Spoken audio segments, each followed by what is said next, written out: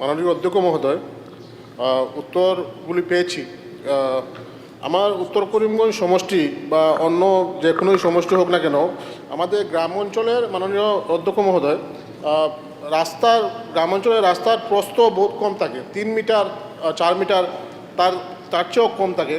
সেইগুলো রাস্তা PWD guideline থাকার কারণে সেইগুলো পিডব্লিউডির আওতায় নেওয়া যায় না, এবং পঞ্চায়েত সীমিত ফান্ড থাকার কারণে পঞ্চায়েতের অধীনস্থ সেই রাস্তাগুলো কাজ করা যায় না। সেই জন্য আমি বিভাগীয় মন্ত্রী মহোদয়কে অনুরোধ করব যে এই রাস্তাগুলো যাতে পিডব্লিউডি হোক বা অন্য কোনো ডিপার্টমেন্টের হোক, যাতে এই রাস্তাগুলো গ্রাম অঞ্চলের ছোটো ছোটো রাস্তাগুলো যাতে পিডব্লিউডির অধীনস্থে আনা যায়। দ্বিতীয়ত হলো, অধ্যক্ষ মহোদয়, আমাদের গ্রাম অঞ্চলে এখন সবসময় বৃষ্টির ফলে আমাদের জল নিষ্কাশনের একটি বিশাল অসুবিধার সম্মুখীন হতে হয়। সেজন্য গ্রাম অঞ্চলে ড্রেনের জন্য মাস্টার প্ল্যান নেওয়ার কোনো পরিকল্পনা সরকার করছে কিনা না। তৃতীয়ত হলো, আমাদের বদরপুর থেকে সুতারকান্দি যে ন্যাশনাল হাইওয়ে রাস্তা যেটা, সেই রাস্তার অবস্থা মাননীয় অধ্যক্ষ মহোদয় খুবই বেহাল। সেই রাস্তাগুলো অতি সত্বর যাতে কাজ শুরু করা যায়।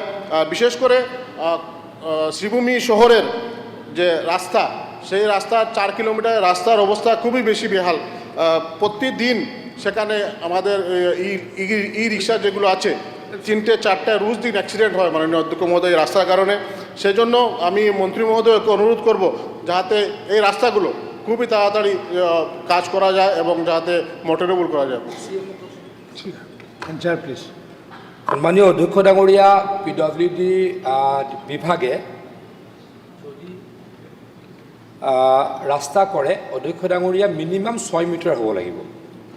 কিন্তু আমি অধ্যক্ষ ডাঙৰীয়া পিডব্লিউডি ডিপাৰ্টমেণ্টে 3-4 মিটাৰ ৰাস্তা পকা নকৰোঁ।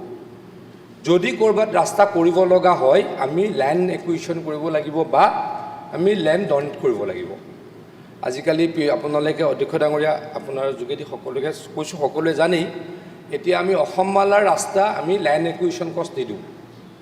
যদি মানুহে ৰাস্তা বনাবলৈ বিচাৰে, অলপ উইলিংলি যদি মাটি এৰি দিয়ে বা য'ত লেণ্ড একুইশ্যন কষ্ট নাথাকে তাত আমি অসমমালাৰ ৰাস্তা বনাওঁ।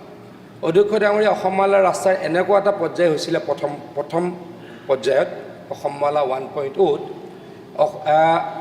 ৰাস্তা নিৰ্মাণৰ কষ্টতকৈ লেণ্ড একুইশ্যনৰ কষ্ট বেছি হৈছিলে।